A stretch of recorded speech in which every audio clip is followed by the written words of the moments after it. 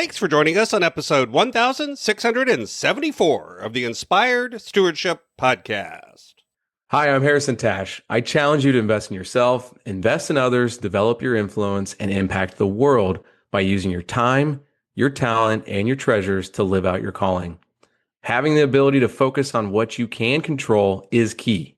And one way to be inspired to do that is to listen to this, the Inspired Stewardship Podcast with my friend, Scott Mader.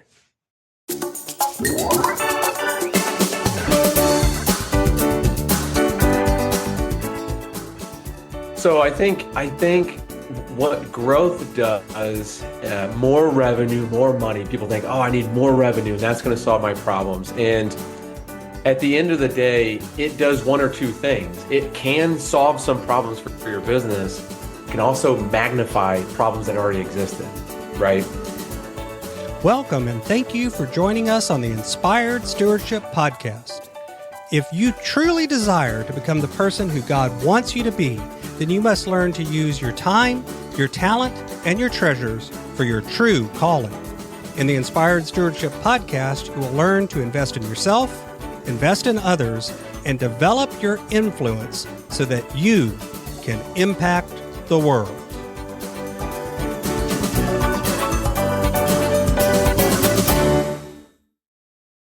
In today's podcast, I interview Harrison Tash. I ask Harrison about his book, Exit Without Leaving.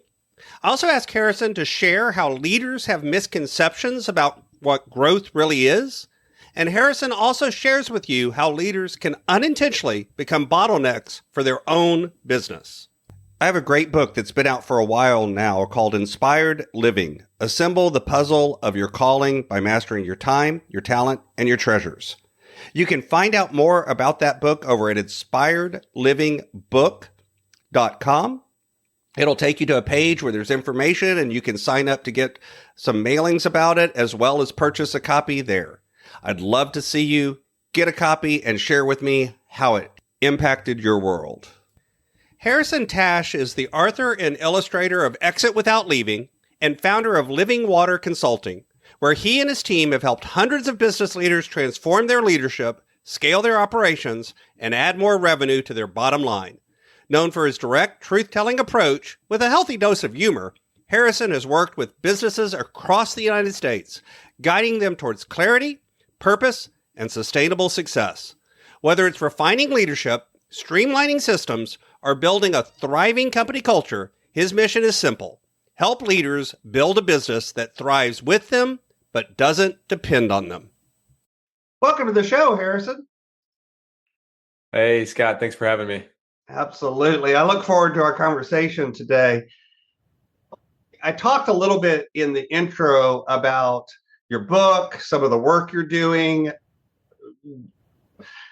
the various things that kind of you're doing today. But I always think when I hear intros, when I hear bios, I always think it shows where we're at. It doesn't show how we got there. So take us back in time a little bit and share a little bit about your journey and what has brought you to the point where this is what you feel called to do in the world. Yeah, I appreciate that. And you're right. Yeah, it's good to get a little bit of the backstory. So I went to college, played soccer there, and to give a shorter version of the story, I wanted to work for a mid-market kind of small business that was in the community. And so I did that.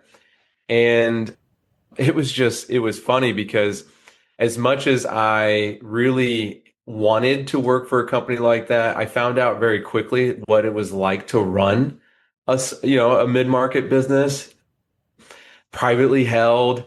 And it was just under terrible leadership. I learned that, there was some unethical behavior, but there was just a lot of control that the owner had.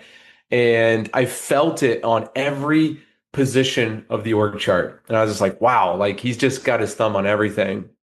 So I traded that chaos and worked for this amazing company that I spent a decade at.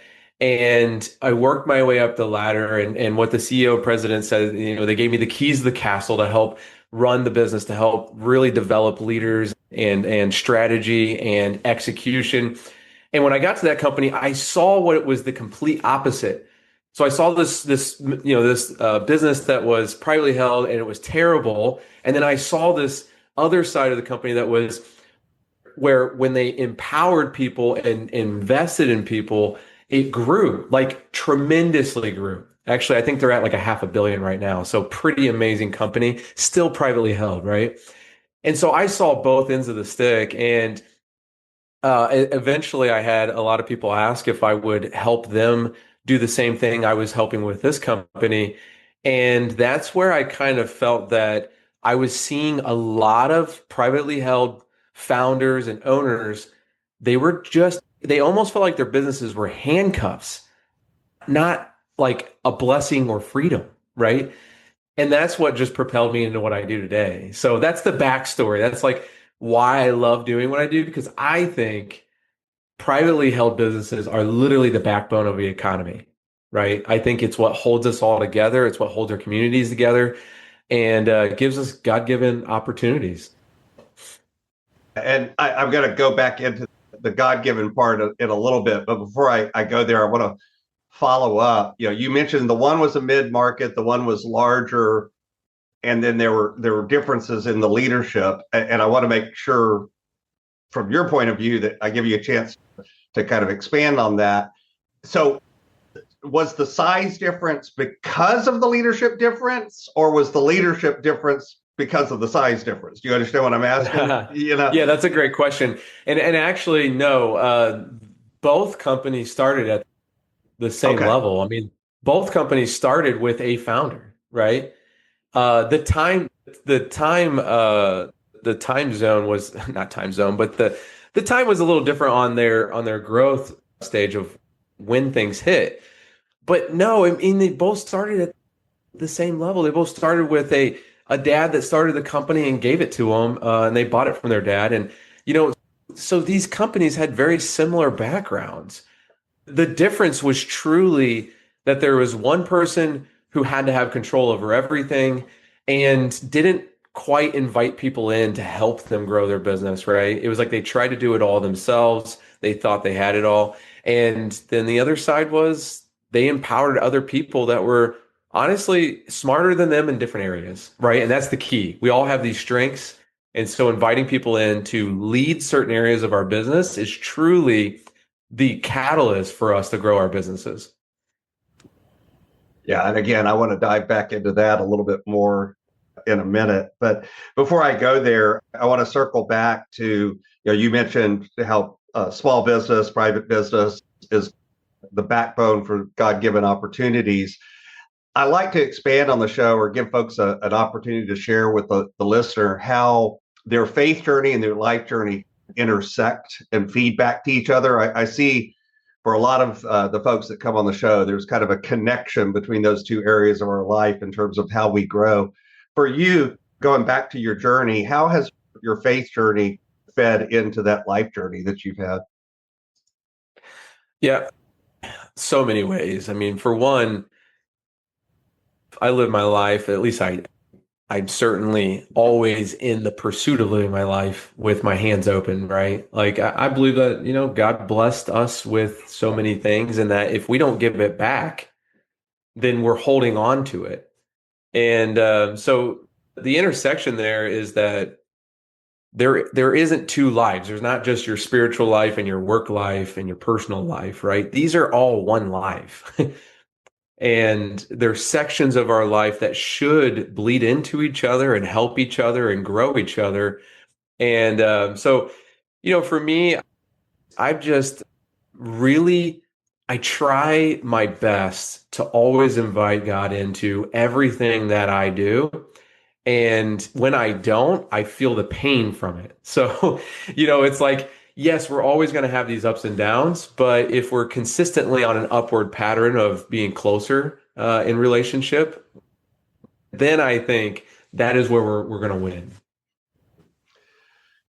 So when you think about, working with founders and small business owners, what's the difference that lets some business owners, invite other people in, like you're talking about, versus those that kind of want to micromanage or control? Is that something that you think it's just the personality, it's just how they were wired, or where does that come from? Yeah, and I'd hate to like boil down and just say micromanagement because it's not all that, right? Like I work with some really good businesses that were stuck at the same kind of growth stage for a long, long time. And it was not that they were micromanagers. It was not that they were bad people. That's just my story of being under bad leadership and seeing a flower stomped by a boot and then seeing, the opposite of really good leadership. But some of the businesses we work with, it's not always personality. Sometimes it's like literally we don't know what we don't know, right? We haven't been there before. We haven't seen it happen before. And the great thing about my journey is that I've been on both sides. I've worked for a $5 million business, and I've worked for a $500 million business. And I've been in leadership in both sides of those companies. And so I've been in everything in between. And so when I look at my journey, say the first 15 years were just head down, just grinding and figuring out what worked and problem solve. So what I see as the biggest difference is that there is this grow mindset, right? And it's ability, it's awareness, and it's improvement. So if you know what your ability is, you have awareness of what's going on around you and what your limitations are, and then you can improve on those things. Typically, that means that if you're going to do that well, you're going to invite other people in to your business to help you do it. And here's a quick example. We're all not great at marketing, right? Okay, well, pick up a book, read a book. You're now gathering intel from somebody else who wrote a book for you, right?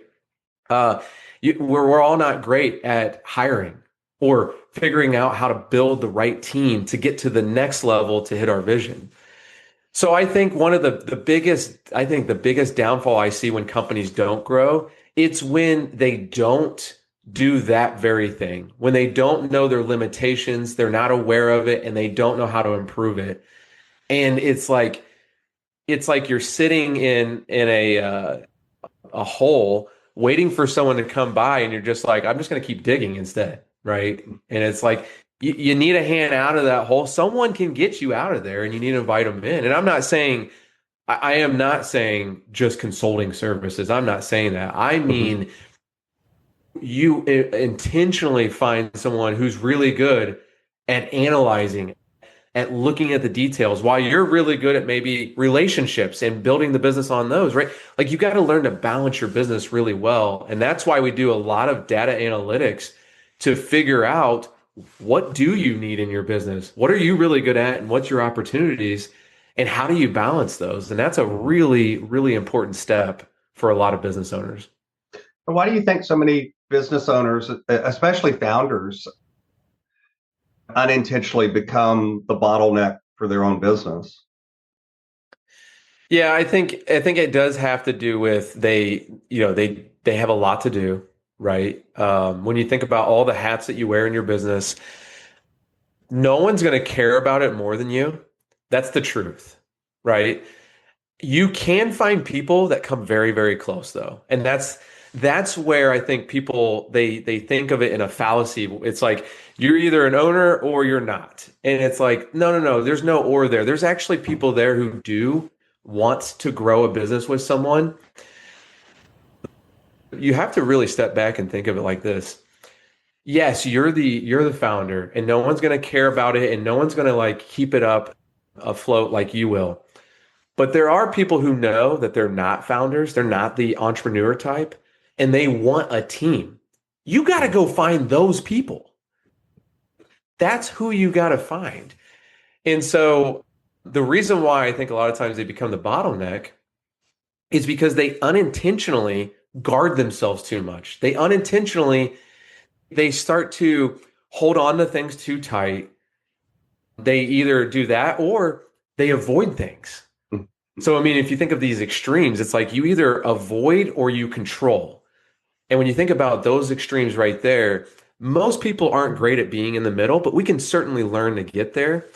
And so if you're not the controlling type, you might be the avoiding type. You might be avoiding certain things because of fear. You fear that if someone else comes into your business, they might take over, they might be better than you. Let's be honest. How many of us want to hire someone who's better than us? Right? Well, But that is or one of I'm the going to hire them and they're going to learn all of my secret sauce and then they're going to go start a business and compete with me. I've heard Yeah, that from that's folks right. too. Yeah. Yes. Yeah, and you're bringing up a great point. There's a fear attached to that, Yeah. right? And I think we have to operate with a grow mindset. We have to operate with this ability to think about the future and not so much hold ourselves back with these fear attachments, that the things that could happen. Now, there are some really good things you can do. You just mentioned something that a lot of founders fear. If I bring someone in, they're going to know all my secret sauce, right? You do need to guard certain things. You know, I would guard financials until someone earns your respect, to be transparent about that. I would guard that, some of your articles and your writings and things that maybe are proprietary, maybe there's a system you have. These kind of things I might guard a little bit, but over time you're going to gain trust with somebody. And here's the thing, if you treat people really, really well, and you focus more on them than you do yourself, and you learn to balance that, right? Like you learn to balance how to speak into people and then how to develop yourself and how to keep up with yourself. If you learn to balance that well, people are going to feel that and they're going to be seen, they're going to be heard, and they're going to feel like they're growing it with you. Oh, and by the way, most of the clients that we have around the 10-year mark, maybe 15, I start to see them actually give a little ownership to individuals and start to hold them on to say, hey, in a few years, what if you had like 10% of this company? Would you be willing to grow this again with me? I see that happen time and time again, because once the trust is built, then you really do have true camaraderie of people who are like, I'm ready to build this with you, man, not take it from you. Yeah, I think when you operate out of fear, it certainly leads to people leaving. And again, it's also, like you said earlier, it's finding the right people in the first place for two reasons. One, there are people that know, hey, I don't want to go start my own business. That's, not what I want to do, but I'd love to thrive and succeed and share both the goods and the bads, with you, the owner. I just don't want to own one my own.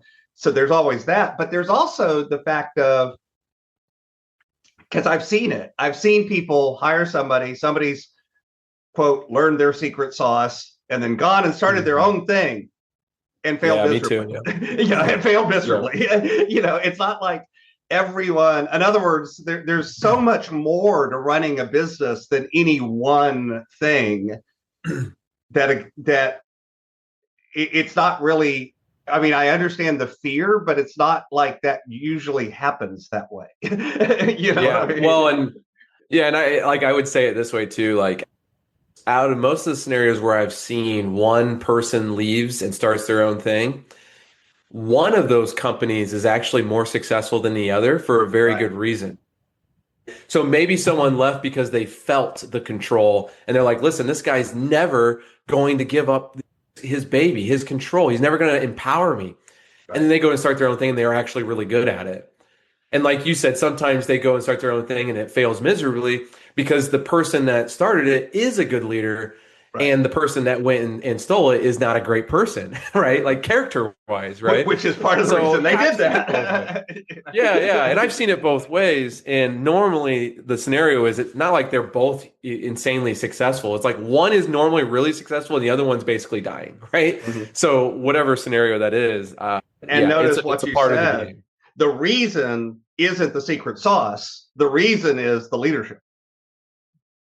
That's what exactly really drives right. the success. Yeah. Don't tell anybody, but I have a couple people on my team where I'm pretty sure they are better at me in like 80% of stuff, right? And it's like their skill set pairs well with me, and that's why it's a success. And it's like, could they go and start their own thing? Maybe. Maybe, but then they would be missing me too, right? So being able to truly form a team means that there is strengths and development opportunities, and you're learning how to balance that as you go. We talked a little bit, or I mentioned in the intro, that you've got your book, Exit Without Leaving. What do you mean by exit without leaving? What does that mean? Yeah, I mean the concept is that it's a I've seen this played out so many times that I love saying this now. And it's essentially this. You have a business that you feel like it really does actually depend on you a little too much. Okay. Exit without leaving is creating a team that helps you run it. And when you literally step back for however time you want, it still does run. Now, will it be better with you? I think it will normally, right? You bring something to the table. The concept isn't to be lazy. The concept isn't to go take a 6-month vacation. The concept is create a business that thrives with you, but doesn't depend on you. It's not a business because of you. It's a business because of what you've built and who you've built, right? So you're talking there not about the employee or the quiet quitting and that kind of thing. You're literally talking about how to develop that business, like you're talking about one where the leader enables and empowers, not controls and out of fear or out of other motivation.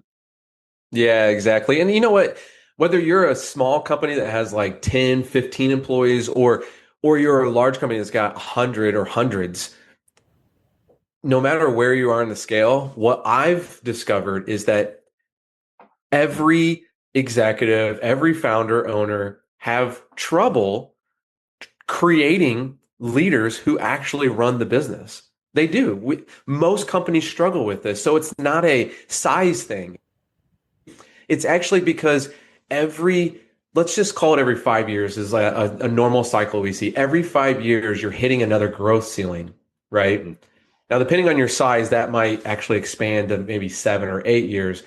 But every couple years, like a handful of years, you're going to hit a growth ceiling. And you're going to need to do the same thing in principle, which is build leaders who run the business. And that is what got you here is not going to get you there, right? We all know that. And so it is a way to be able to peel it apart and say, what's going to get us there again? What character do we need? What competence do we need? And in what function of the business is it needed?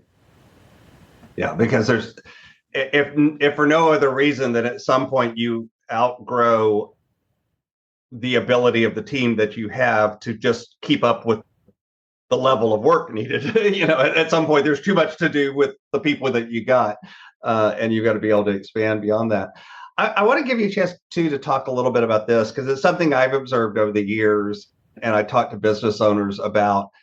Everyone focuses on businesses closing or failing because of the cash flow problems or not enough clients, the failure that seems kind of quote obvious. But I've also seen businesses go under because of success. Too much success at the wrong time, too quickly, that kind of thing. Talk a little bit about that dichotomy and how I think as business owners, we always focus on the failure side and ignore the fact that the success side, if we don't do it right, can also be an issue. Yeah, I think this is an important aspect of the book that I wrote, Exit Without Leaving, is the systems piece, right?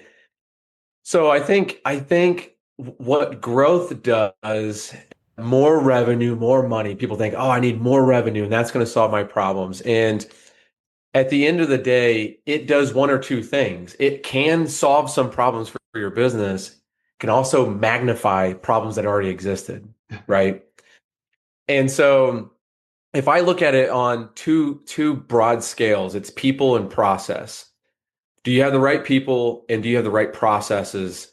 And not just process. I speak a lot about systems. So in this AI driven, world, we have to think about the right systems, right? So if we start working with a company and we ask, how do you get your business? And they tell us referrals and that's all they say, Now we've worked, some of the companies we work with are 50 million, $100 million companies. Some we work with are $5 and $10 million companies. They're privately held, and that's the metric we look for. Are you privately held? Because decisions can be a little faster, right? Mhm. And so when we look at that, no matter where you are, if you're still depending on word of mouth, you're in a bad spot. And so you need a system. And this is just like one problem that we could magnify. So does growth fix this? In this scenario, this is a good thing. That means that something's happened where growth's happened, but there might be a downward economy where something isn't like referrals isn't going to solve your issues. You're going to need to have something else. And so a system might be pair that with, that you have automated emails, you have marketing, you have ads, you have a billboard, right? Like, hey, if you're a plumbing company right now and you don't have billboards, my question is why? People, whether it's ads online or if it's a billboard on a street, like they still work, right? Especially for community driven type companies.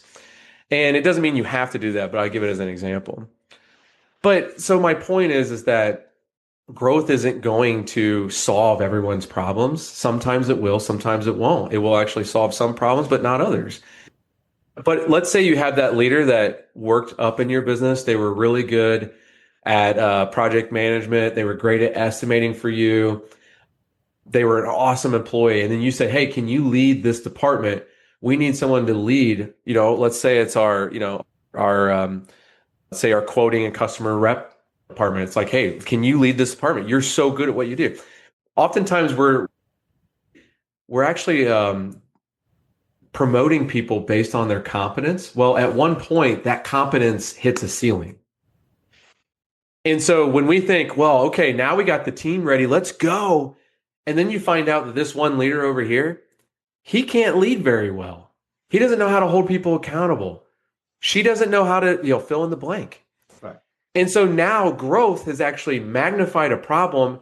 And now you got people, leaving your company and they're like, listen, I don't want to work for that person. Or maybe they don't say anything at all. But if they keep leaving in one department, that should be your sign, right? And I know I'm probably hitting some pain points for people listening right now. They're like, yeah, that's happened to me, right? Like we've all had the one person in our business where like, why can't they lead well? So growth is going to magnify that problem, not help it, right? Well, so I think that's just like a story. It doesn't mean it's the universal one for all, but that's a story, right? Sure. And I think too, sometimes it comes back to those decisions that you made. And for instance, I've seen people, oh, this person's my top salesperson, so I'm going to make them the sales manager.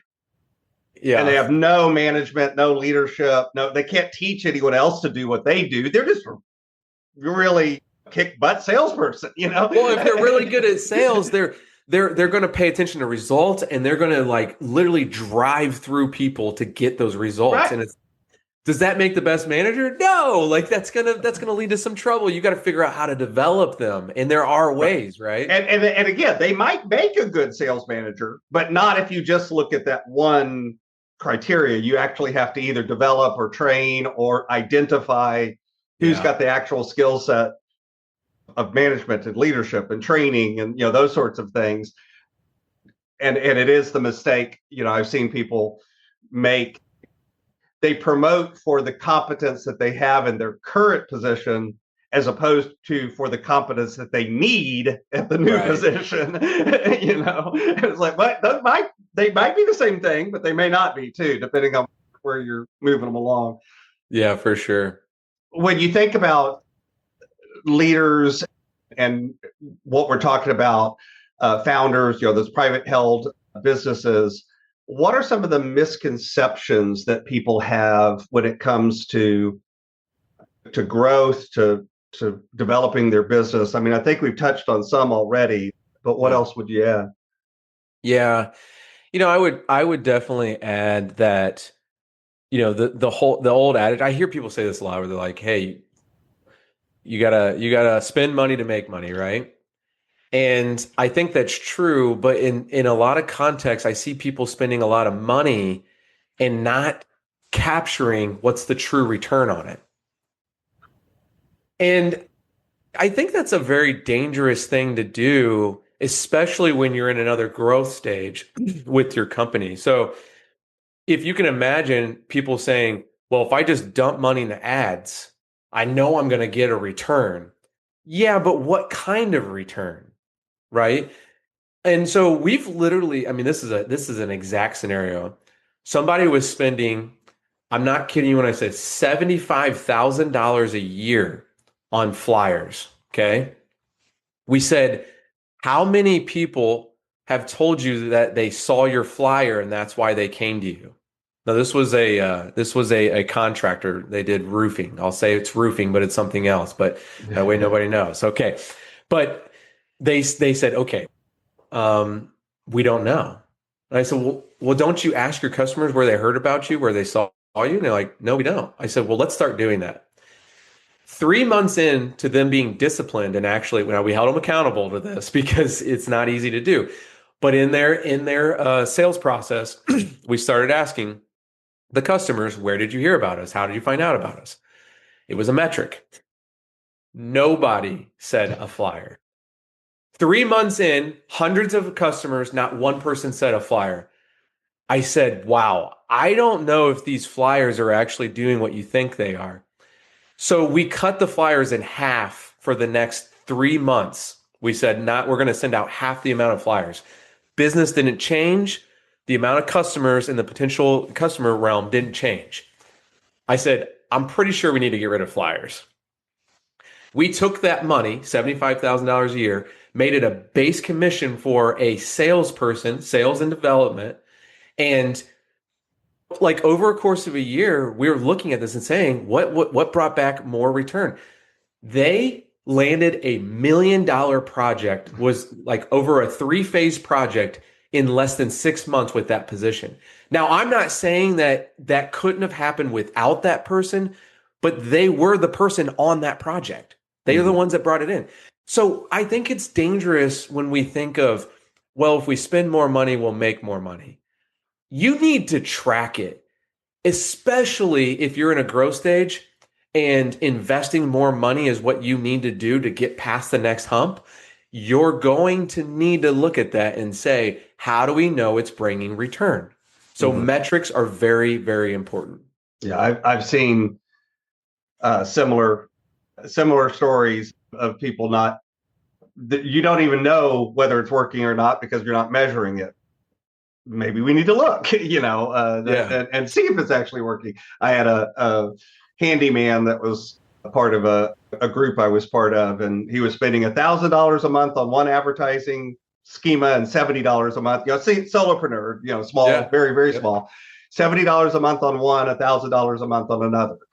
And then when he put some metrics in place to track it, it turned out he was getting like 1% of his clients from the $1,000 a month and like 99% of his clients from the $70 a month. And it's like, then why are you spending $1,000 a month?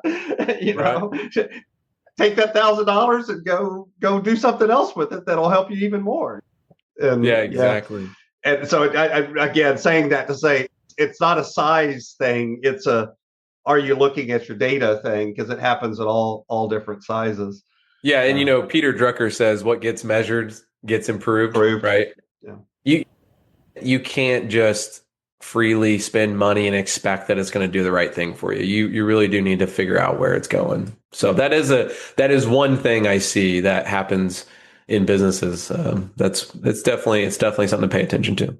And you see it in the online world where, the influencer that says, oh, I had $1 million launch, and it's $1 million profit. Well, no, $1 million in revenue. How much did you spend to make that $1 million? Yeah. Because if you spent $2 million to make $1 million, I'm not all that impressed. That's right. Yeah, that's right. And you know what? Another thing I would say is behavior metrics.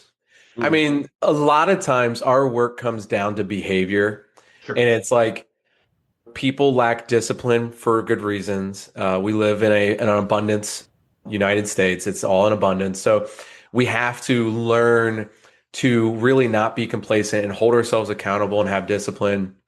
And that's why we track behavior metrics a lot, right? You say you want to be better at managing your time. Okay, well, let's measure that. Did you plan the week before the week began? No? that's probably a problem, right? Mhm. Did you block off time after your meeting so that you could send emails and action items? No. Okay, well that's probably a start, right? Did you set up prep time so that you have time to prep for that meeting with that customer? No, you just ran into it and then you're like, "Why didn't I get that customer? Like I thought we had everything they needed." You didn't prep for it, right? So managing your time is a behavior metric. We talked about earlier the manager. By the way, it's the Peter principle, right? Like you keep promoting Promote people people. until they're incompetent, Yeah. right? And you look at that and it's like, okay, well, how do you measure this? Well, if they're not great at holding people accountable, you better put a metric on them that says, listen, once a week you're going to go through with your team and actually hold them accountable by asking them where they're at on this project and what do they need to do, right? This is accountability, right? Most people don't like lying to your face. So when you say, where are we on this? And they tell you, and you say, okay, what do we need to do next? That is a form of accountability, being curious and asking good questions. Yeah. Yeah. I think we sometimes just magically expect people to know what they're supposed to do and don't ever actually communicate or put metrics in place to measure that for sure. Yeah, for sure. So I've got a few questions that I like to ask all of my guests, but before I ask you those, is there anything else about your work or your book, Exit Without Leaving, that you'd like to share? Yeah, I'm very passionate about what I do. Like I said, I'm passionate about the mid-market privately held firms. They're the established kind of companies, but they've hit another growth ceiling. Very passionate about helping them find leaders and develop their leaders. And at the end of the day, Warren Buffett says it best, right? If you want to go fast, go alone. If you want to go far, go together, right? Mhm. And I love so many quotes, so I'll give you one more. But if you got to slow down to go fast, right? That curve is coming. And if you're not slowing down to ensure that you got all the right pieces together before you then take off again, like we said earlier, those problems might magnify. Where we are a perfect solution to people. Read the book. If you love it, call us. Like I really do enjoy helping people. So, anyways, the only thing I want to mention beyond that is like you have what it takes to do it, and people just need to believe in themselves, and they need to be disciplined into really holding themselves accountable in some of these things that really will make a difference in their business. So my brand is Inspired Stewardship, and I kind of run things through that lens of stewardship. And yet over the years, I've discovered that's one of those words that can mean a lot of different things to a lot of different people. So I like to ask my guest, what is stewardship and for you, and what has its impact been on you?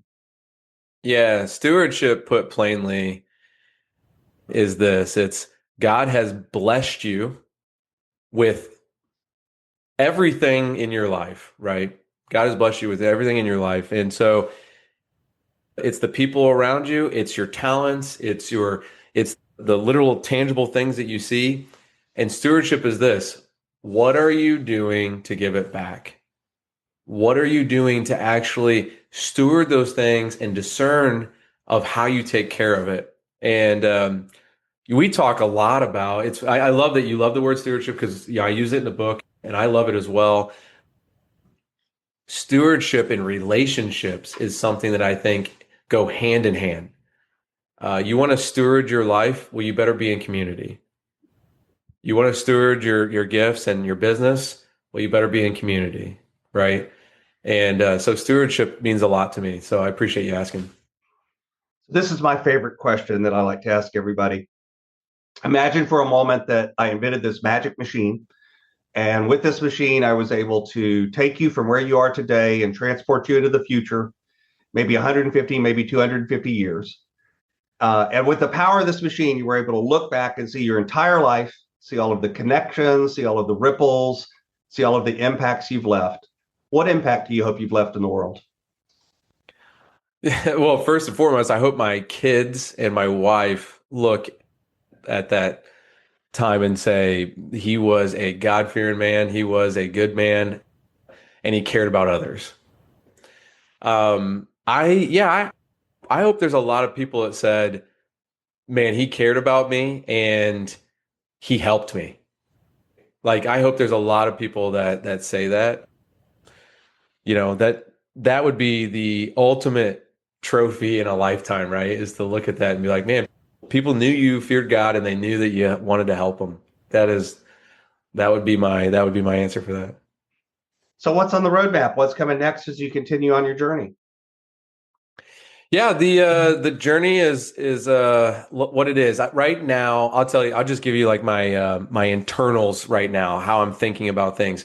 I am trying to slow down before we take the next curve, and I'm trying to enjoy the process in it. Right. Business sometimes can feel like raise revenue, and I'm actually just trying to enjoy the process of where we're at in our growth stage. And not get to where I'm trying to cram everything into a day. I think it was just last week where my wife looked at me and she goes, "Hey, listen, you're going to tell me when you're quitting for the day. You're going to say it out loud so that I can hold you accountable to that, right?" And I'm like, "Yeah, you're right. I'm like enjoying work so much right now. Like it's just been a fun journey." But I also get in this time frame where I think, well, before the end of the day, I have to finish this. The truth of the matter is that there are things that are better when you just put them down for a second, come back to them later, right? So I'm trying to enjoy the process more. So for us right now, we are in a growth stage. We are taking on more clients, and we're doing great work. But at the same time, it's like, let's enjoy this process. Let's not make this about making more revenue. Let's make it about helping people and also enjoying it at the same time. So that's ours. What about you, Scott? I bet no one's ever asked you. What's your next? Yeah. Honestly, I'm working on a second book. Is on my roadmap. Nice. It'll be probably a couple of years, but it'll be coming out eventually. I don't have an exact date on it yet. And then for me, it's really just continue, kind of like you. It's enjoying where I'm at. I'm not really in a place where I have to or want to grow, but I'm looking to do more speaking and more presenting in that form, doing kind of moving from just the one-on-one coaching to more group work and that kind of thing. So not really changing it, but pivoting a little bit and adding in some other things. So that's pretty much for me. Thank you for asking. You're right. Nobody ever asked that. Well, man, if I could ever help you, Scott, you let me know. I'm sure there's plenty of people. Yeah. So you can find out more about Harrison over at consultlivingwater.com. That's all one word. Of course, I'll have a link to that over in the show notes as well, in case you're driving or can't capture it right now. Harrison, what else would you like to make sure the listener walks away with today? Yeah, I always tell people, evaluate where you're at and currently. And there's really 4 stages of growth that I think people need to know which stage they're in order to understand where they need to go. So go to our website. There's a contact us there. Fill that in and get a free tool to help you assess that. Because even if you don't call us or you don't call Scott, like that's okay. At the end of the day, you need tools to help you, and that's what we want to provide. So get those tools. By the way, Scott, that was a plug for you too, man. Like you're doing great work out there. I appreciate it. I appreciate what I'll also add, pick up the book that it would be another resource that you could go buy. Yeah. I appreciate that. Yeah. Your book. Yeah. I appreciate that. Yeah. Exit Without Leaving's on Barnes & Noble online. It's also on Amazon. And you could go to the website to do that growth stage assessment as well. Awesome. Thank you so much.